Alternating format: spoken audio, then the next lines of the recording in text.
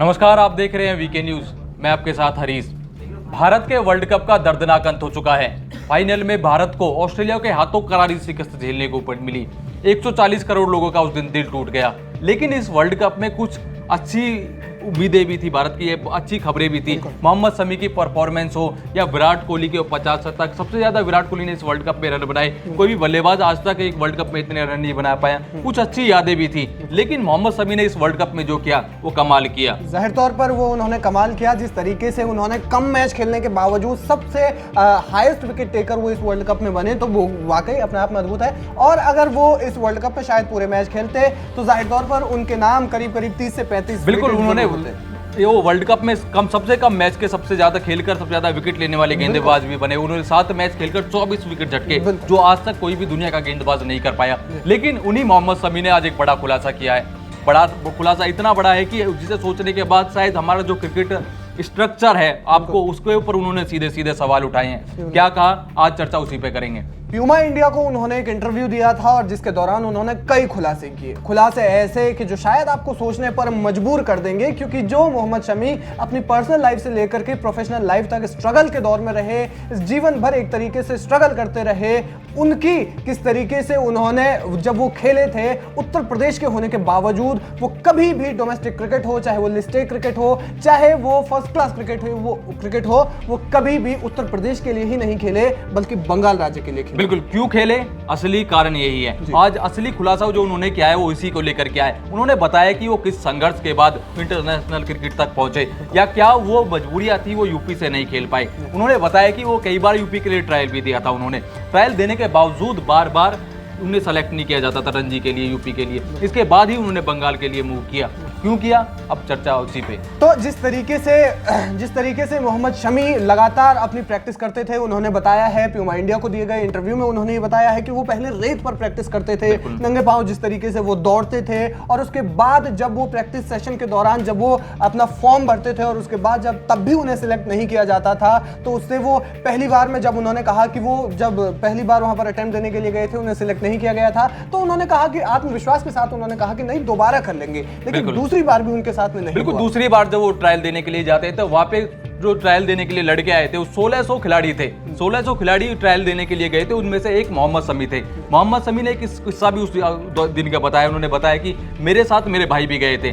मेरे भैया chief selector के पास जाते हैं, उनसे बोलते हैं कि ये लड़का है, अच्छा परफॉर्म कर रहा है, आप इसको मौका दीजिए। लेकिन चीफ सेलेक्टर उनसे साफ साफ कह देते हैं कि अगर आप मेरी कुर्सी हिला सकते हो तभी आपका लड़का सेलेक्ट होगा। और उनके भाई जो जवाब देते हैं वो वाकई सुनने लायक है। उनके भाई कहते हैं कि कुर्सी हिलाना तो छोड़िए, मैं कुर्सी को उल्टा भी कर सकता हूं और तब यहां आकर के पहुंच सकता हूं। बिल्कुल, उसके बाद मोहम्मद शमी के भाई ने, उनके हाथ में एक फॉर्म भी था, मोहम्मद शमी के भाई के जो जिनके थ्रू उनका सिलेक्शन होता है, वो फॉर्म रणजी का वहीं फाड़ देते हैं। वो कह देते हैं कि जब लड़के में दम होगा तो उसका सिलेक्शन हो जाएगा। लेकिन उसके बावजूद वो कहते हैं कि मोहम्मद शमी चीफ सेलेक्टर की तरफ से ऐसी प्रतिक्रिया आती है जिसकी वो काफी उम्मीद भी नहीं कर रहे थे। चीफ सेलेक्टर ने बोला था कि दम वालों का यहाँ कोई काम नहीं। बिल्कुल, जिस तरीके से और चीफ सेलेक्टर ने उसके बाद उन्हें नकार दिया, और तब उसके बाद से मोहम्मद शमी की जो असली कहानी है वो शुरू होती है। क्योंकि फिर उनके भाई के साथ में उन्होंने हमेशा के लिए उत्तर प्रदेश के लिए क्रिकेट खेलने से इनकार कर दिया और फिर वो पश्चिम बंगाल के लिए, बिल्कुल बंगाल के लिए खेले। लेकिन उससे पहले वो गए थे त्रिपुरा। मोहम्मद शमी ने अपने इंटरव्यू में जिक्र भी किया है कि वो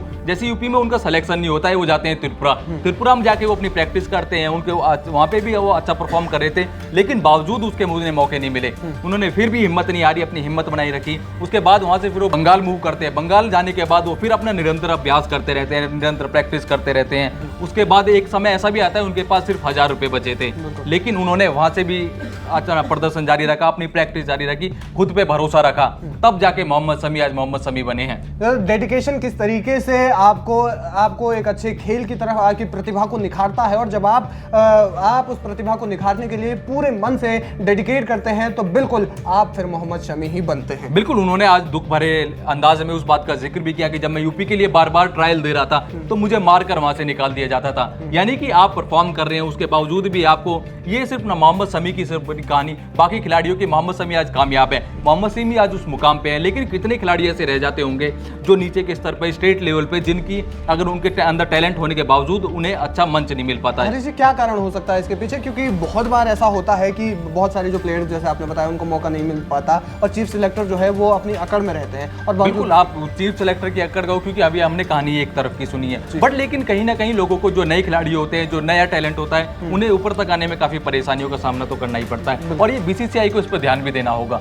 तो जिस प्रकार से मोहम्मद शमी लगातार कोशिश करते रहे, बहुत सालों की मेहनत थी, और उन्होंने इस इंटरव्यू के दौरान जिक्र भी किया है कि 3 साल तक उन्हें कोई मौका नहीं मिला था, उनके 3 साल वेस्ट गए थे, लेकिन बावजूद वो 3 साल के बाद उन्होंने कमबैक किया, पश्चिम बंगाल के लिए गए, पहले त्रिपुरा के लिए गए, वहां उन्हें मौका नहीं मिला, लेकिन उसके बाद पश्चिम बंगाल के लिए गए और पश्चिम बंगाल में खेलते हुए पहले उन्होंने डोमेस्टिक क्रिकेट से शुरू किया, रणजी से शुरू किया, लिस्ट ए क्रिकेट खेला, और तब जाकर के फर्स्ट क्लास क्रिकेट खेलने के बाद वो आईपीएल के लिए सिलेक्ट हुए, और तब भारत में मोहम्मद शमी का एक डंका बजने लगा कह सकते हैं, क्योंकि बीच में उसके बाद उनकी पर्सनल लाइफ भी किस तरीके से अफेक्ट हुई। बिल्कुल, वो मोहम्मद शमी ने बताया कि वो 3 बार सुसाइड करने की भी सोच चुके थे, तो उस मुकाम तक, अगर उस पॉइंट तक कोई आदमी सोचता है तो अंदर से टूटा हुआ होगा, लेकिन मोहम्मद शमी वहां भी हिम्मत नहीं आ रही, उन्होंने वहां से भी उन्होंने वापसी की, और वर्ल्ड कप में पूरी दुनिया ने उनकी हिम्मत, उनकी गेंदबाजी देखी कि उनके अंदर कितना टैलेंट था जाहिर तौर पर। और यकीन, और जिस तरीके से उन पर आरोप लगे हैं, कैरेक्टरलेस होने के उन पर आरोप लगे हैं, और भी जो तमाम जो आरोप है,